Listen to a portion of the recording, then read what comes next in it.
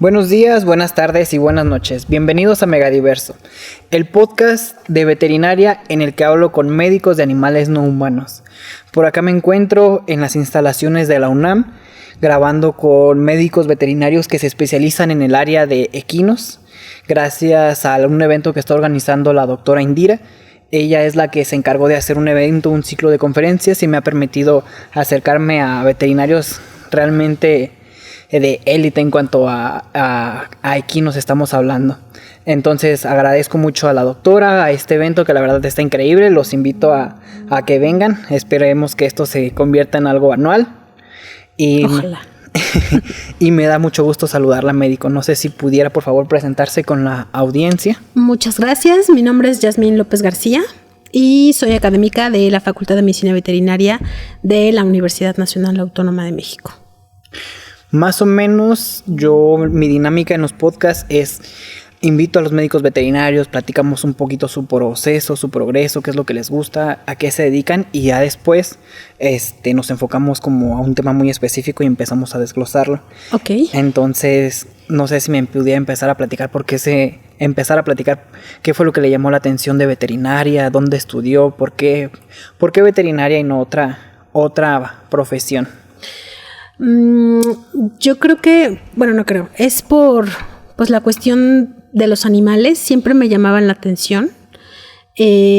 Nunca pensé que fuera a terminar, la verdad, en el área de equinos, hasta que pues entré a tomar ciertas materias relacionadas pues con esta especie que me fue llamando la atención.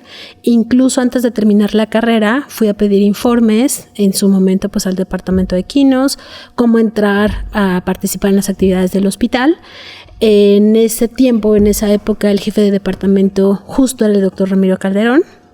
Me hizo unas cuantas preguntas, como cierta evaluación, y me dijo: ok, estás dentro, nada más que vas a tener que cumplir con estos y estos requisitos y aquí puedes estar.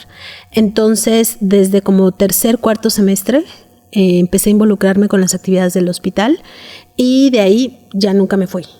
Ahí desarrollé mi servicio social, hice mi trabajo profesional, o sea, todas las cuestiones relacionadas que ahorita hago, pues desde ahí las estuve desempeñando. Entonces, previo a la universidad, ¿usted no se dedicaba ni tenía como acercamiento mucho con los caballos? Cero.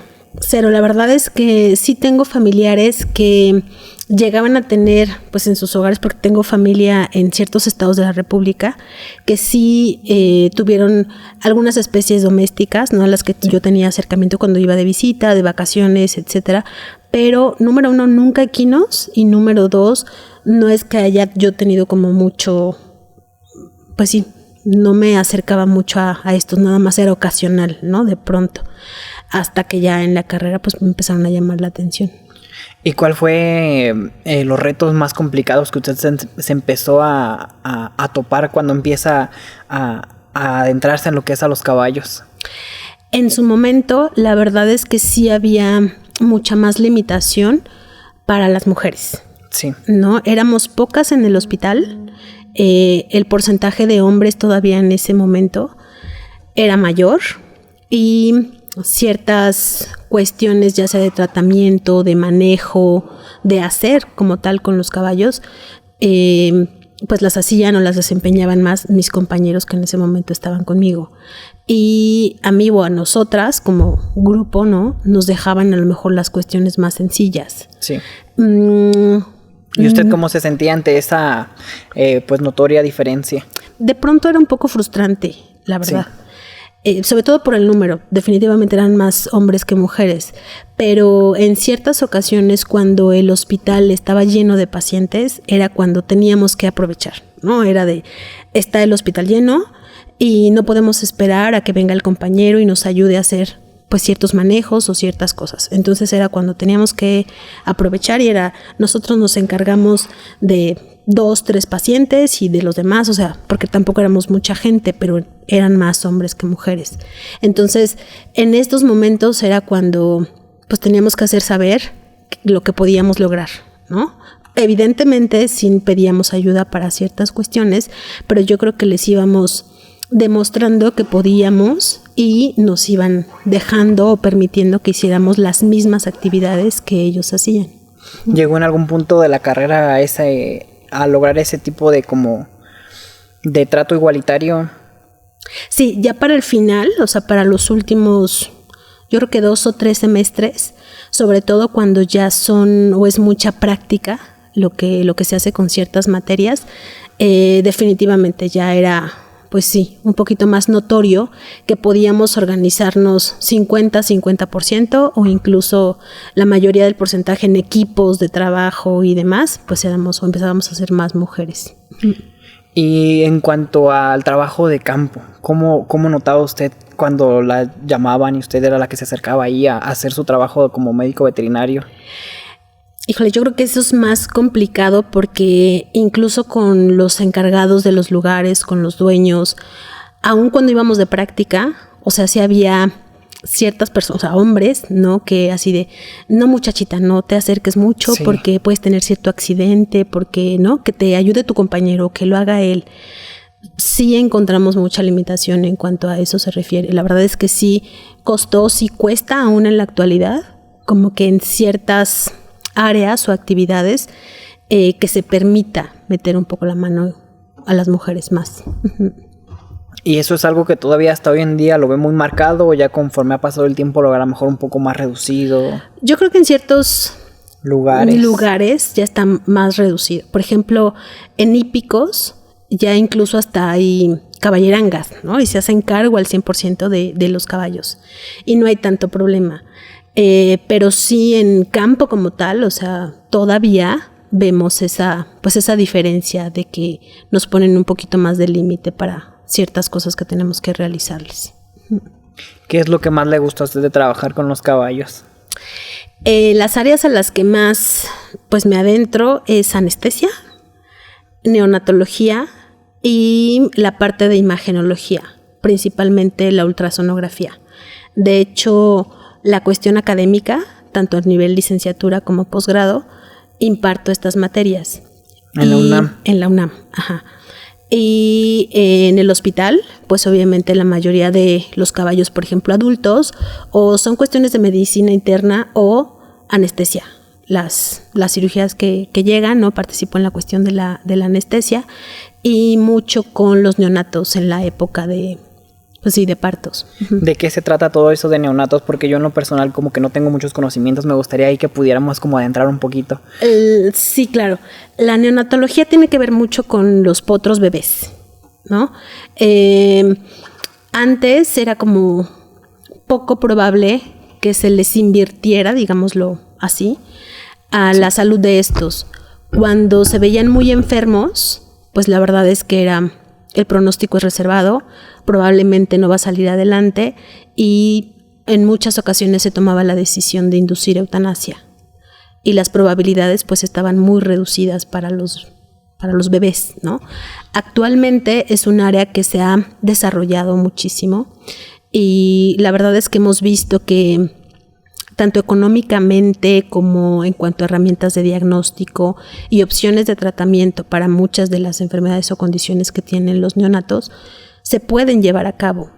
Y aunque sí se necesitan de terapias intensivas y de estar ahí como muy de cerca cuidándolos, pues se ha visto y demostrado que los potros pueden salir adelante. ¿Cuáles son las complicaciones más comunes ante los neonatos? ¿Cuáles como que los problemas más comunes o por los cuales no pudieran como llegar a desarrollarse? Son muy susceptibles a la cuestión de infecciones sistémicas, lo que conocemos como septicemia. Y esto está relacionado a factores de riesgo desde la gestación, el medio ambiente en el que nacen y evidentemente si pueden contagiarse tempranamente de algún tipo de microorganismo o de algún patógeno. Y si no se protegen en las primeras horas, me refiero a consumir la suficiente cantidad de calostro. Ellos son totalmente dependientes del calostro que consuman en las primeras horas. Sí, sí. Porque es la fuente que les va a dar las inmunoglobulinas suficientes pues para defenderse de todos los microorganismos a los que están expuestos. Y a los caballos se les aplica vacunas porque justo eso es lo que yo, acabo de ver. En otra especie también en cuanto a calostro, creo que fue bovinos de carne, ellos nos decían que hay ovinos y caprinos también, muy importante. Al menos en ovinos y caprinos tenían una metodología en la cual luego sacaban calostro de hembras y las guardaban congelados. Entonces, por cualquier problema de que alguna cría no recibiera calostro, ya se tenían como esos en el refri, y con esto se alimentaban a las crías, y ya con esto se tenía como que mejor calidad pues de crecimiento. Y ya después de eso también lo relaciono yo con perros, de que por ejemplo su calendario de vacunación va más o menos a los 2 meses, 6 semanas, que es cuando el periodo de que el calostro y las inmunoglobulinas adquiridas a través de la leche materna ya va en descendencia, entonces cuando se aplica la vacuna. Entonces me acaba de surgir esa duda. En cuanto a caballos, ¿también hay calendarios de vacunación? Es importante la medicina preventiva y sobre todo en las yeguas gestantes. Tanto vacunaciones como desparasitaciones, que todo esté pues administrado en tiempo y forma, ¿no? Hay enfermedades importantes que se tienen que estar previniendo con las vacunas. El calostro en yeguas se empieza a producir aproximadamente en las últimas 2 a 3 semanas antes de parir. Sí. Entonces, si ellas tienen una muy buena medicina preventiva, va a ser una concentración muy alta de inmunoglobulinas que vaya a estar en ese calostro. ¿Cuál es la medicina preventiva que se puede hacer? ¿En qué gira eso? Vacunación, desparasitación. En cuanto a vacunas, influenza, tétanos, y hay una enfermedad específica que es rinoneumonitis. Se pone 5, 7, 9 meses. Y eso garantiza que en el calostro tengamos una alta concentración de inmunoglobulinas. El tipo de placenta de los equinos no es como la de otras especies, por lo tanto no hay paso a través de la placenta de estas inmunoglobulinas. ¿Cuál es el tipo de placenta que tienen? Epitelio corial difusa, entonces no hay este contacto. Sí. De ahí que no estén pasando esas inmunoglobulinas al potro, y cuando nace pues tiene casi nulo concentración de inmunoglobulinas, y es bien importante que consuman el calostro. Hay yeguas que por ciertas condiciones empiezan a tirar este calostro y lo empiezan a gotear y a gotear, sí. Y cuando el potro nace pues no tiene de qué alimentarse o de qué calostrarse. Hay otras que sí generan calostro, pero es de mala calidad y no van a tener la concentración suficiente. Y hay otros en los que los potros son el problema. No se levantan a tiempo, están enfermos, tienen alguna cuestión congénita que no les permite pues llegar a la ubre y empezar a calostrarse.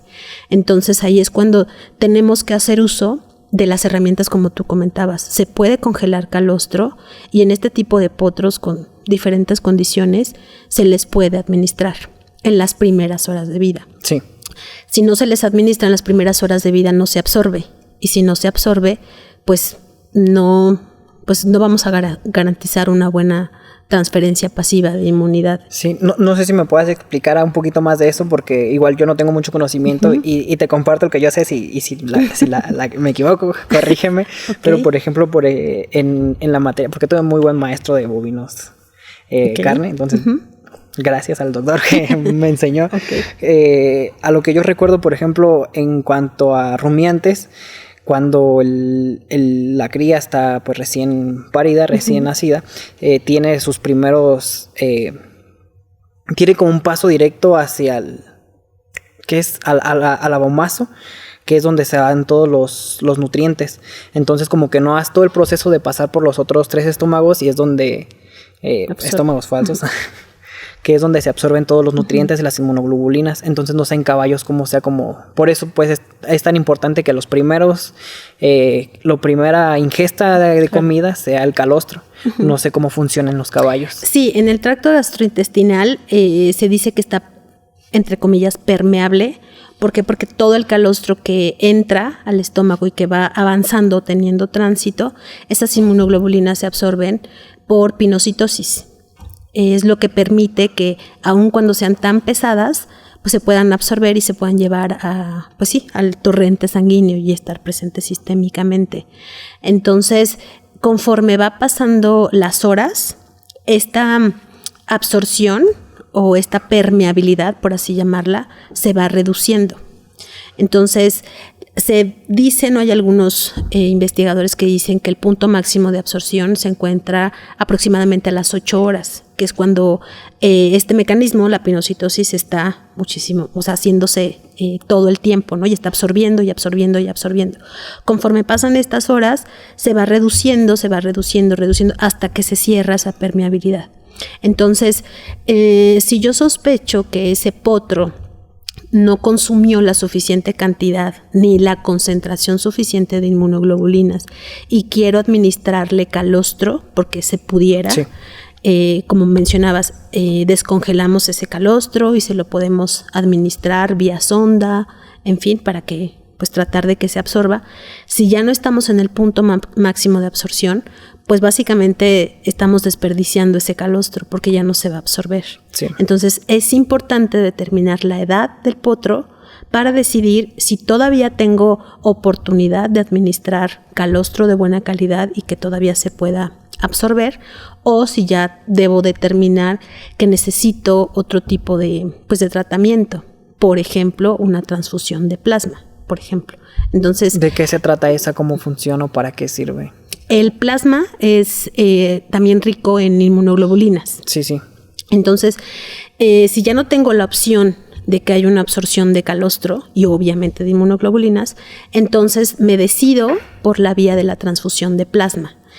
Colocamos un catéter y por vía intravenosa estamos administrando plasma. ¿Pero es plasma del mismo neonato o es, no sé, de algún adulto que ya? No, tiene que ser de un adulto. El neonato pues no va a tener nada y entonces pues no tiene caso.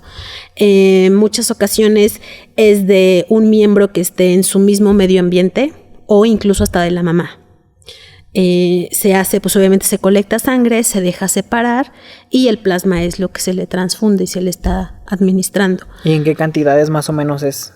Me imagino que depende del peso. Sí, depende claro, del peso, pero digamos que hay algunos que sugieren que en aproximadamente un potro que esté pesando 40 a 50 kilos, de 1 a 2 litros de plasma. Ay, sí es un buen. Sí, es considerable porque lo que le tenemos que obtener, ya sea a la mamá o al caballo que decidamos, pues obviamente tenemos que considerar que esa sangre no va a ser todo plasma, ¿no? Entonces, pues sí, estar ¿Cuántos litros de sangre tiene un caballo? No. Es el 8% de su peso vivo. Entonces, pues va a depender de la raza, va a depender de la edad, va a depender de, pues sí, de ciertas características, ¿no? O sea, y ya pasando esas primeras horas de vida que ya administramos al calostro y que ya checamos que todo vaya en orden, ¿qué sigue al cuidado de los neonatos? Si tuvimos que administrarle ya sea calostro o plasma, quiere decir que ese potro pues tuvo una falla en la transferencia pasiva y realmente va a estar a riesgo de poder desarrollar alguna otra condición, como por ejemplo infección localizada en algún sistema o incluso infección generalizada como septicemia. Entonces, sí se recomienda uno estarlo monitoreando de cerca e incluso hasta el uso de una terapia de antimicrobianos, ¿no?, de amplio espectro, y evidentemente monitorearlo con otras herramientas de diagnóstico, por ejemplo, estudios de laboratorio, hemograma para saber cómo está, pues sí, sus células blancas, su fibrinógeno, o sea, cuestiones que nos van a decir qué tan severo, qué tan a riesgo pudiera estar ese neonato. ¿Y no podría ser contraproducente al momento de usar como antimicrobianos en un neonato? ¿No generaría como algún tipo de cierta resistencia? La verdad es que sí tenemos que ser muy cuidadosos al utilizarlo porque de pronto se llegan a usar sin ciertas medidas, ¿no? Y de pronto tenemos un neonato y casi de cajón le tenemos que estar administrando. Sinceramente tenemos que poner atención en los factores de riesgo. En este caso, siempre decimos que los potros están sépticos hasta demostrar lo contrario.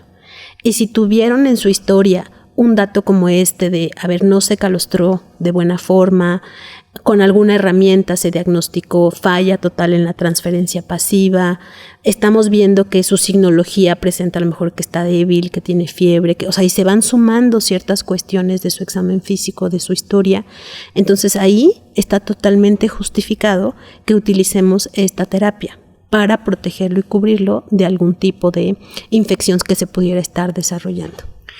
¿Existen ciertos medicamentos que puedan ser sumamente tóxicos o nocivos que usted diría estos fármacos por nada del mundo a un neonato se las aplica? Porque por ahí también sé que hay algunos medicamentos, no recuerdo cuál es, pero que por ejemplo muchas personas que hacen cirugía en pequeñas especies y que ya tienen cierto protocolo de anestesia van y se acercan a un equino y es como de que usa el mismo protocolo del perro y no recuerdo cuál es, qué coraje, y es sumamente tóxico para ellos. Y mi pregunta era, ¿en los neonatos hay alguno igual? Así que sé como que jamás. En cuanto a antimicrobianos, los de la familia de los aminoglucósidos sí se utilizan, por supuesto que se utilizan, pero hay como niveles, ¿no? Como en muchas otras familias de fármacos.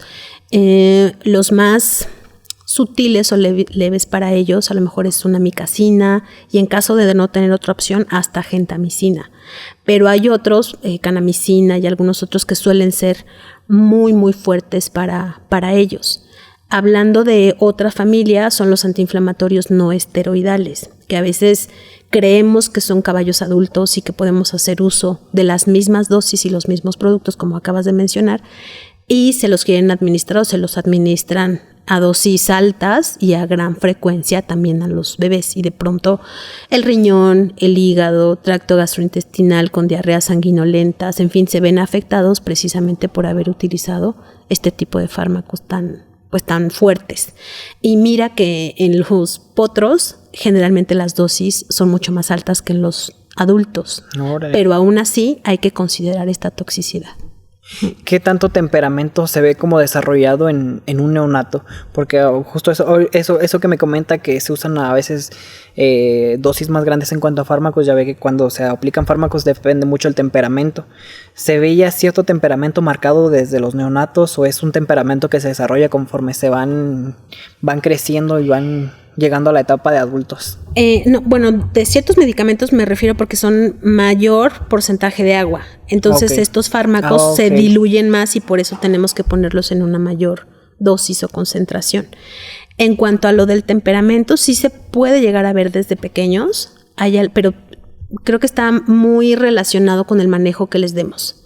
Así como los adultos pueden empezar a tener ciertas reacciones y si no se corrigen, pues obviamente quedarse con ellas. Hay veces que tenemos potros hospitalizados y que a los alumnos se les hace como muy curioso y hasta de risa, de ay, mira, me aventó la patada, o de repente me hizo como que me quería morder cuando ni dientes tiene todavía, ¿no? Y se les hace como gracioso.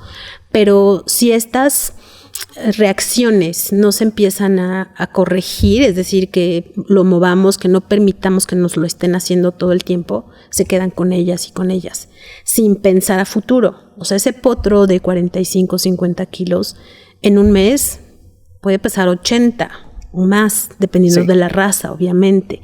Y ya no va a ser gracioso. Sí, ya va a ser peligroso. Exacto, ya va a tener dientes, ya esas patadas van a doler mucho más. Entonces, sí se empiezan a ver ciertas reacciones de temperamento, pero sí está muy asociado con el manejo que les demos. Y aparte de todo esto que ya platicamos, ¿qué más o qué otros cuidados requiere un neonato? Pues mira, desde la cuestión de que lo estemos observando que se levante frecuentemente, o sea, es normal en ellos que casi cada 30 minutos, 40 se levanten, se alimenten, tengan cierta actividad y luego duerman. O sea, es como los niños o los bebés, ¿no? Comen y duermen, hacer cierta actividad y listo. Es normal en ellos que día con día ganen peso dependiendo de la raza, de 1 kilo hasta 1,5 kilos. Entonces, para saber que están teniendo un buen desarrollo, también podemos utilizar el peso como parámetro para decidir. Se está alimentando de buena forma, ¿no? Y está correcto. La desinfección del ombligo. En las primeras horas o días, 2 a 3 días, es importante que se les desinfecte el ombligo.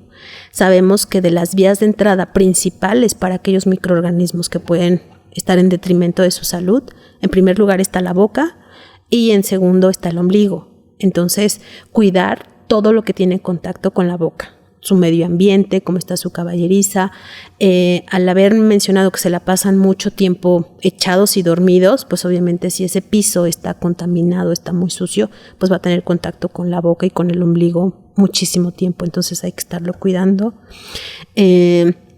que orine de forma correcta. Hay algunos que empiezan con problemas para orinar y que defeque también en la frecuencia y en la forma correcta, porque puede haber retención o impactación de meconio en las primeras horas. Entonces, pues todas estas como características o signos que podemos ver desde temprano nos pueden ayudar para instaurar un tratamiento también temprano y no dejar que se compliquen conforme pasen las horas. ¿Cuáles son las principales razones por las cuales puede no haber una micción de forma normal?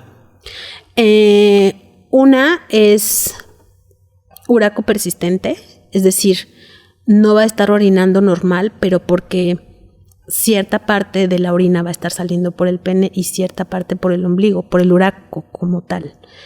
Otra, la ruptura de vejiga. Puede estar orinando un poco por el pene, pero mucha o gran cantidad de la orina se les está yendo al peritoneo, al abdomen, y lo acumulan y lo acumulan. Sí. Entonces, debemos estar, pues obviamente por eso, atentos de la forma en la que están orinando para detectar tanto aquellos que están orinando por un lado por el que no deben de orinar o aquellos que está yéndose esa orina a la cavidad incorrecta, en este caso, pues al abdominal, ¿no? Y que esté generando dolor, incomodidad, distensión y hasta cuestiones de desbalances electrolíticos importantes. ¿Y del ombligo como por qué razón saldría como por acá? Ahí se llama uraco pues congénito o patente o persistente, dependiendo en qué momento se presenta. Hay algunos manejos que se hacen durante el parto que pueden ser... hay algunos potros que están enfermos, presentan septicemia y se relaciona porque empiezan a estar débiles o incluso la infección empieza localizada ahí, en el muñón umbilical. Entonces debilita esas estructuras y las hace permeables y obviamente se vuelve a abrir ese uraco y empiezan a orinar también por ahí. Es una de las razones. Otras, probablemente un mal cuidado del muñón umbilical y a lo mejor tracción en el momento del parto y nacen orinando cierta cantidad por ahí, ¿no? Entonces, de pronto es uraco persistente o uraco patente. El punto es que la salida de la orina se da por el uraco. Hay algunos que con el manejo adecuado se puede ir cerrando sin necesitar un procedimiento quirúrgico. Hay otros que definitivamente pues el potro se estabiliza y tiene que entrar a cirugía para que se quiten estas estructuras y obviamente se cierre el uraco. Y también me comentaba que usted enseña lo que es imagenología. Así es. Digamos que en los primeros semestres, tronco común, por así decirlo, esta materia se llama imagenología veterinaria. Y en los últimos años, que ya es una cuestión un poquito más de profundización, hay otra materia que se llama imagenología en equidos, tanto teoría como práctica, y pues también la imparto a nivel licenciatura. ¿Qué tan complicado es? Me imagino que a usted le ha tocado salir como a revisar equinos en toda la República, que llegar a ranchos o a lugares en los cuales a lo mejor no cuenta con aparatos. ¿Usted viaja con su propio equipo? Yo como tal no tengo un equipo de rayos X. Sí cuento con uno de ultrasonido, que es un poquito lo que hago más, ultrasonido.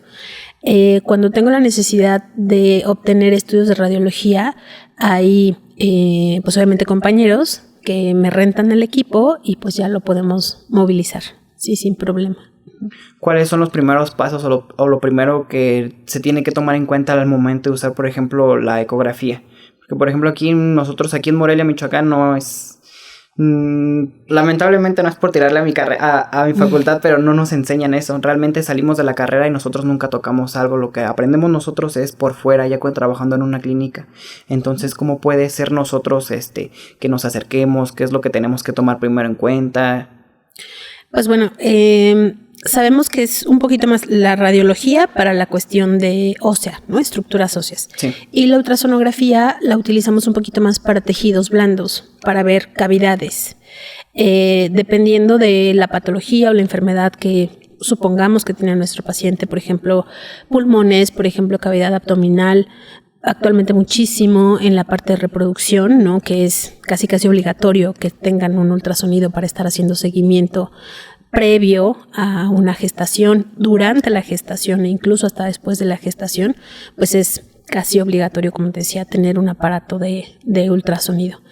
De acuerdo al área que te vas a dedicar un poquito más, es el transductor que se recomienda que puedas tener, ¿no? Generalmente un transductor macroconvexo pues te permite realizar estudios tanto de la cavidad torácica como de la cavidad abdominal.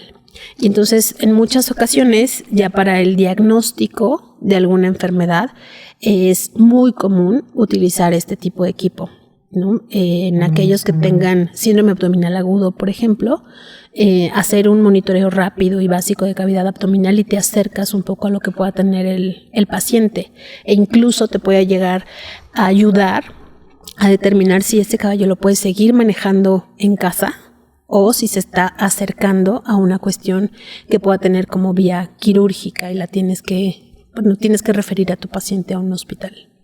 ¿Cuáles serían, por ejemplo, no lo sé, los 3 diagnósticos más comunes con los que ustedes pueden usar el ultrasonido y decir sí, a lo mejor sí es o descartamos es otra cosa?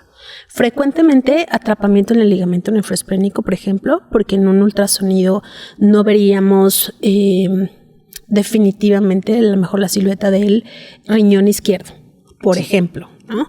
Alguna efusión peritoneal también, o sea que encontramos muchísimo líquido en esa cavidad y algún otro órgano que pueda estar anatómicamente en un lugar diferente, ¿no? Digo, para eso a lo mejor ya tendríamos un poquito más de experiencia y práctica, pero se puede llegar a determinar. Por ejemplo, algo básico, rápido, también la posición del estómago, y no porque se mueva, pero si hay un estómago muy lleno, lo vas a ver en espacios intercostales donde no tendrían que estar. Y entonces hasta es como de rapidísimo, le pasamos una sonda porque, a ver, el estómago lo estamos viendo más atrás. Necesitamos por fuerza, si es que no lo han hecho desde un inicio, que es algo frecuente que se hace, ¿no? Sondeo nasogástrico, pero si no lo han hecho, urge, ¿no? Casi, a ver, lo estoy viendo muy atrás, necesitamos meterle una sonda porque el estómago está muy lleno e incluso podemos llegar a determinar si tiene mucho líquido, por ejemplo, ¿no? Entonces, pues sí nos ayuda para varias cosas. ¿Cuál es la materia que más le gusta a usted enseñar en la UNAM? ¿Qué es lo que más le gusta como que explicar o que los alumnos entiendan más fácil? Bueno, yo creo que todas me gustan, pues obviamente por eso las imparto, pero en los últimos semestres la de imagenología en equidos, ya cuando estos alumnos ya tienen un poquito más enfocada el área que les gusta, pues inscriben esta materia. Sí. Y están mucho más interesados y la participación o la interacción es mucho más fluida, porque se ve algún tema y preguntan más, participan más. En cuanto a tareas, trabajos y demás, pues están más enfocados en. Entonces es más fluido el enseñar, el platicar y el pues trabajar con ciertos temas. Y obviamente ya en posgrado, que ya definitivamente ahí los alumnos pues saben perfectamente lo que quieren y por eso están ahí. Y pues también es muy, muy interesante. ¿Cuál es el logro del que usted se siente más orgullosa que ha logrado hasta ahora? Yo creo que la maestría. Hice una maestría y precisamente el tema fue enfocado en neonatos. Y esto es porque durante la maestría estuve embarazada. Y aunque muchísimas personas, compañeros o no, de fuera, también sentían que pudiera estar un poco limitada, ¿no? Y que a lo mejor incluso no lo iba a lograr. Afortunadamente me pude demostrar que sí se puede, que no hay, pues sí, esta limitación y pues también demostrárselo a los demás. Y luego aparte que usted ya se viene por acá a dar cursos, a dar así, pues qué padre, digo, qué emocionante. Es un plus, la verdad es que me gusta muchísimo y lo agradezco siempre mucho, mucho, mucho, pero pues sí, me costó bastante trabajo, pero pues se logró. ¿Cómo es que se prepara para venirse así a dar pláticas, a dar sus ponencias, a hacer sus diapositivas? ¿Cómo es todo este proceso? Pues mira, siempre los temas a lo mejor en algunos cursos pudieran ser parecidos, pero yo creo que las actualizamos con los casos que nos llegan, pues sí, ¿no? En los últimos meses, en los últimos días o en las últimas semanas, ¿no? Y de pronto ponemos ejemplos y nos ayudamos de ellos, pues para demostrar todo lo que pueden tener, pues sí, de acuerdo a las pláticas que vamos a dar o que vamos a otorgar. Siempre es un poquito estresante, por ejemplo, ahorita mismo no tengo unos pacientes en el hospital y de pronto ayer me avisan que la mamá de un potro que tengo ahí, que estaba enfermo, pues también se empezó a poner incómoda, al final hasta incluso terminó en cirugía, ¿no? Entonces siempre les digo, a lo mejor nos vamos y nos despegamos un poquito y suceden cosas que nos estresan, pero pues bueno, estamos en contacto todo el tiempo con las personas de allá, con las que nos están ayudando. Hasta ahorita todo bien y tranquilo, pero pues sí es estresante, ¿no? Aun cuando nos divirtamos y nos guste estar aquí. Para usted, ¿qué es ser médico veterinario? Híjole, es una gran carrera. Digo, yo creo que todo mundo habla así de a lo que se dedica, ¿no? Por ahí una persona que quiero muchísimo me dice, si no te diviertes, pues no funciona. Y siempre tenemos que tratar de estar cumpliendo ese objetivo, ¿no? Que lo que haces te tiene que divertir para disfrutarlo y para hacerlo mejor cada día. Entonces, en lo que hacemos y en el área, sobre todo en los caballos, pues definitivamente por algún riesgo o lo que sea que podamos tener, siempre intentamos divertirnos para poder hacerlo mejor cada día. Pero pues sí, es una de las carreras más nobles, no podría decir otra cosa. ¿Cómo haces, por ejemplo, usted para cuidarse al tratar, por ejemplo, con caballos? ¿Cuáles son los métodos que sigue para cuidar pues su bienestar, su salud, que no vaya a ser que la pateen o que se le vaya a echar encima? ¿Qué es como lo principal? Bueno, pues primero recordar que hay a lo mejor algunos signos en cuanto a posturas de los pacientes o de los caballos, ¿no? De pronto te dicen, a ver, revisa las orejas hacia atrás porque el caballo ya se está molestando, porque algo no le está cayendo bien. Obviamente el calzado correcto, por si de pronto una pisadita o algo por el estilo, pues que los pies estén protegidos y pues estar siempre atentos a los movimientos de ellos, ¿no? Ese lenguaje corporal que tienen evidentemente nos está diciendo ciertas cosas de lo que le puede estar doliendo, molestando, incomodando. Entonces hay que estar siempre atentos a ellos. Acordándome un poquito también de la plática que tuvimos ayer, yo le preguntaba sobre las vacunas y siento que eso no terminamos. Mi pregunta era, por ejemplo, ¿cuál es el protocolo de vacunación para los caballos? Hay igual que, por ejemplo, en el caso de los perros, que a ciertos meses, las que son obligatorias, las que son cada año. ¿Cómo está más o menos el protocolo de vacunación en cuanto a equinos? Eso a veces depende mucho de qué tanto se movilice un caballo. Sí hay, digamos que las vacunas obligatorias, ¿no? Pero hay algunos caballos que se movilizan a diferentes estados, incluso a veces a diferentes países. Entonces, se puede determinar por esta situación cada cuánto le voy a poner ciertas vacunas, principalmente influenza, si es que es un caballo que se está moviendo, para evitar que después se desarrolle un proceso, por ejemplo, de neumonía o lo que conocemos como fiebre de embarque, ¿no? Si este caballo, por su función zootécnica, puede estar a riesgo de tener algún tipo de lesión, a ver, no le puede faltar una vacuna de tétanos, por ejemplo, ¿no? Si en el sitio en donde se encuentra tenemos reportes de que ciertas enfermedades son más frecuentes, pues bueno, también estar atentos de que esas vacunas las tenga.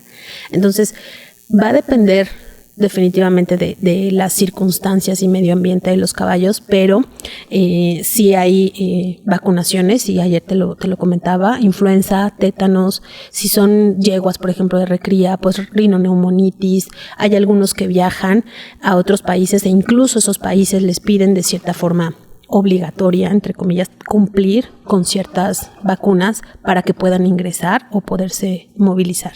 Y en cuanto a desparasitaciones, también depende del lugar en el que estén. Actualmente hay estudios que dicen que no debemos ser tan estarlos desparasitando tan frecuentemente, ¿no? Hay lugares en los que dicen, hay cada 3 o cada 6 meses los desparasitamos. Nada más cambiamos el producto y listo. Ahora se ha hecho un poquito más dirigida esta cuestión de la desparasitación. Incluso va a haber pláticas de desparasitación en este ciclo de conferencias y se hace un poco más dirigido en el que se hacen conteos en las heces de los caballos y obviamente si lo amerita y lo necesita, se desparasita con el producto que va a controlar a ese tipo o a esos tipos de parásitos, ¿no? Porque pues se ha visto que el estar desparasitando tan frecuentemente incluso puede ser o promover cierta resistencia para algunos y después ya no tenemos el control de, ¿no? Sí, entonces se trata de ser un poquito más dirigido. Hay algunas enfermedades zoonóticas por las cuales las personas van a como tener cierto más cuidado en cuanto pues a eso. Pues igual que en perros, por ejemplo, rabia, ¿no? Entonces sí se han presentado, no son tan frecuentes, pero sí se han presentado casos de rabia. Incluso hemos tenido un par de casos en el hospital y todos los pacientes que se presentan con signos neurológicos pues tienen que ser manejados de forma especial. Incluso allá tenemos un área de aislamiento. Entonces, todos aquellos que llegan con este tipo de signos se van al área de aislamiento, se tienen que estar manejando con guantes, con vestimenta especial, etcétera, ¿no? Todo con cierto protocolo, pues para no ponernos en riesgo y no, pues sí, que se nos salga de control. Hace muchos años me tocó que se ingresó un caballo y al final se diagnosticó con rabia. Entonces, todos tuvieron que ser vacunados en el hospital. Sí. Y pues sí es bien, bien importante, repito, no es frecuente, pero hay que poner atención a este tipo de signos, ¿no? Que pudieran estar poniéndolos alerta todo el tiempo. ¿Cómo se procede, por ejemplo, en algún lugar aislado donde ustedes vayan como a cuidar al caballo y de repente detrás ya les soltó una patada y a lo mejor están en medio de un rancho donde no hay como que ya les toca hacer también, hay médicos también sí, humanos? La verdad es que es bien complejo, ¿no? Y pues sí, si sucede una patada o una pisada o algo, pues al hospital más cercano. Definitivo, afortunadamente no nos ha pasado, no he tenido la experiencia frecuente, o sea, tratamos de ser bien cuidadosos siempre. No nos salvamos en algún momento de alguna mordidita o jalón, o sí, la pisada, ¿no? Y la radiografía, a veces hasta nosotros nos las tenemos que andar tomando para descartar que sea algo importante. Una fractura, algo. Exacto. Y repito, afortunadamente no ha sido, pues, en ninguna ocasión nada grave, pero sí, al hospital más cercano para que pueda darse alguna revisión rápida y descartar algo serio. ¿Cuál ha sido el caso que usted recuerde como con más cariño? Que haya tocado salir así a atender a algún caballo y que recuerde usted como con más aprecio. Pues son muchos, la verdad, y sobre todo de bebés, ¿no? Pero hay un burrito, bueno, llegó la burra con distocia, sacaron al burrito con manejo y todo, y de pronto pensaron que ya estaba muerto. Sí. Por el manejo que se le daba y no tenía al inicio pues ningún signo vital. Ya cuando nos acercamos y lo revisamos un poco más, de pronto sí fue de, pues sí está respirando, ¿no? Entonces vamos a darle la atención de pronto. Se hicieron 2 equipos rápidamente, uno evidentemente se quedó con la mamá, ¿no? Y los otros nos enfocamos al bebé. Le dimos un protocolo de resucitación, lo estabilizamos y todo. Y otra vez, aunque muchos no creían que pues iba a salir adelante, no, era muy chiquitito, bajo de peso, pues neonato al final y demás. Con cuidado, sí fue pues muy intensivo y muy duro, pero afortunadamente salió. Y la verdad es que todos estos tipos de casos pues te generan una gran satisfacción, ¿no? Y los recuerdas, yo creo que por siempre. ¿Cuál sería como alguna meta que a usted le gustaría lograr a un futuro? Pues yo creo que son varias metas y objetivos, ¿no? Que pues poco a poco se van cumpliendo. O sea, sí, definitivamente me gustaría seguir y hacer todavía una gran trayectoria en la facultad, ¿no? Es algo que me gusta, tanto académicamente hablando como las responsabilidades que me dan poco a poco, ¿no? De manejo de alumnos, de estar pues ahí dentro. Ya tuve la fortuna de dirigir el hospital y estar al pendiente de todo lo que tiene que ver con todo lo que se asume, ¿no? Cuando tomas una coordinación. ¿Qué diría que es lo más complejo de estar hacia el frente y dirigir? El manejo del personal, ¿no? A veces tus propios compañeros pues no pueden o no necesariamente tienen que estar de acuerdo todo el tiempo contigo, ¿no? Entonces el poner de acuerdo o organizar a la gente, ¿no? Sí puede llegar a ser difícil, sobre todo cuando tienen diferentes puntos de vista.